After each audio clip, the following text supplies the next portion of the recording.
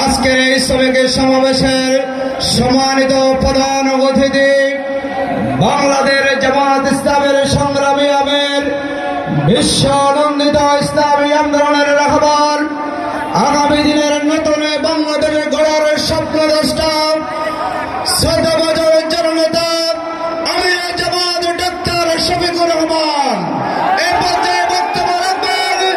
আমির জামাত doctor Shafiqur Rahman.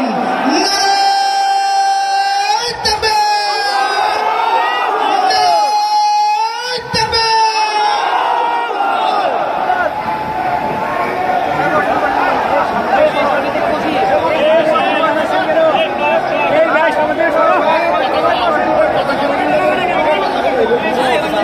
السلام عليكم ورحمة الله. الحمد لله رب العالمين والصلاة والسلام على رسوله الكريم وعلى آله وصحبه وأهل بيته أجمعين. Bangladesh শ্রমিক কল্যাণ federation কর্তৃক আয়োজিত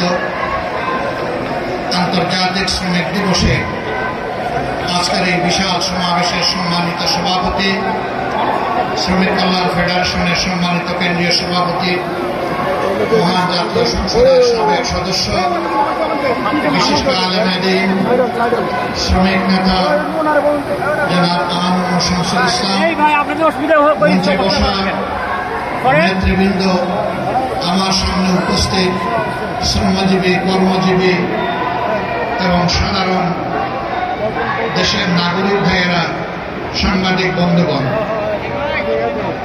আমি মন ভরে বিভিন্ন দায়িত্বশীল নেতৃবৃন্দের বক্তব্য শুনেছি। এর বাইরে এই শ্রমিক দিবসে আমার বলার মতো তেমন কিছু বাকি নেই। কাজেই তাদের সকলের বক্তব্যই আমার বক্তব্য। আর আমি জেনেছিলাম যে 11:30টার ভিতরে এই সমাবেশ সমাপ্ত হবে, কাজেই আমার বক্তব্যের টাইমও শেষ। এখন জাস্ট কাটায় 11:30 বাজে। এখন যদি আয়োজকরা আমাকে 5 মিনিটের বক্তব্যের হায়াত দেয়, তাইলে আমি 5 মিনিট কথা বলতে পারি। কারণ আমাকে আগে বলা হয়েছে 11:30টায় শেষ হবে। আমি টাইম মানার পক্ষের মানুষ। ঠিক 11:30 এখন বাজতেছে। আমি কি করবো? এখন কি এখানে বক্তৃতা শেষ নাকি 2 কথা বলবো? আমি আপনাদের হুকুম পালন করে 2টি কথা বলবো। আমরা এখানে যা শুনেছি,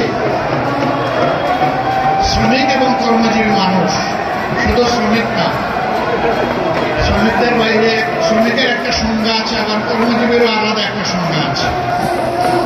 এই সকল পর্যায়ের মানুষ বিভিন্ন ক্ষেত্রে তারা নির্যাতিত এবং তাদের ন্যায্য অধিকার থেকে তারা বঞ্চিত। মিল ফ্যাক্টরি ইন্ডাস্ট্রি বিভিন্ন জায়গায় যারা উদ্যোক্তা, তারা বিভিন্নভাবে তাদের সহকর্মী শ্রমিক এবং কর্মচারীদেরকে তারা উপযুক্ত মূল্যায়ন করেন না, তাদের শ্রমের মর্যাদা দেন না, কর্ম পরিবেশ নিশ্চিত করেন না। এটি হচ্ছে বাস্তবতা। আবার আরেকটা বাস্তবতা আছে, তারা যেমন নির্যাতন করেন শ্রমিকদের উপর, আবার তারা নির্যাতিত হন চাঁদাবাজদের হাতে। চাঁদাবাজরা বিভিন্নভাবে তাদের কাছে হাজির হয়, বিভিন্ন রূপ নিয়ে হাজির হয়, বিভিন্ন দিবস পালনের জন্য হাজির হয়, এমনকি আজকে দিবসটি পালন করার জন্য বিভিন্ন জায়গায় হাজির হয়েছে। এই দ্বন্দ্ব কতদিন চলবে? আমরা চাই না এই দ্বন্দ্ব চলুক। আমরা চাই মালিক পক্ষ এটা বুঝবে, শ্রমিক বাঁচলে আমার শিল্প বাঁচবে, আমার ব্যবসা বাঁচবে। শ্রমিক যদি না বাঁচে, আমার ব্যবসা এবং শিল্প বাঁচবে না। আবার শ্রমিকরাও বুঝবে, উদ্যোক্তা, মালিক, শিল্পপতি যারা আছেন, তারা যদি বাঁচে তাইলে আমরাও বাঁচব। কারণ আমার কর্মস্থলটাই যদি ধ্বংস হয়ে যায়, আমি দাবিটা করবো কার কাছে? এই জন্য উভয় পক্ষেরই এখানে দায় আছে, দায়িত্ব আছে। সত্যিকার অর্থে আমরা যদি একটি টেকসই বাংলাদেশ করতে চাই, একটি শান্তির বাংলাদেশ করতে চাই, তাহলে সমাজকে হাতে হাত ধরে পরস্পরকে সম্মান এবং ভালোবাসা দিয়ে এই সমাজকে গড়ে তুলতে হবে। যেদিন মালিকরা শ্রমিকদেরকে মন করে আদর করবেন এবং সম্মান দিবেন, তারা নিশ্চিত থাকতে পারেন শ্রমিক তার 16 আনার শক্তি উজাড় করে এই মালিকের পাশে থাকবে।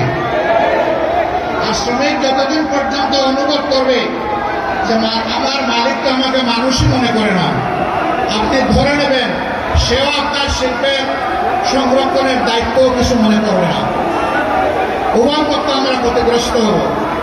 এই জন্য শ্রমিক কল্যাণ ফেডারেশনের মূল কাজটি হচ্ছে মালিক এবং শ্রমিকের সমন্বয়ে একটি দরদি, একটি পারস্পরিক ভালোবাসা এবং সম্মানের সমাজ গড়ে তোলা। আমরা সেই সমাজটাই দেখতে চাই। বাংলাদেশের কর্ম উপযোগী 70% মানুষ হচ্ছেন তারা কর্মযোগী, তারা শ্রমজীবী। 70% মানুষকে উপেক্ষা করে কোন সমাজ সামনের দিকে এগিয়ে যেতে পারবে না। তবে এই যে কাঙ্ক্ষিত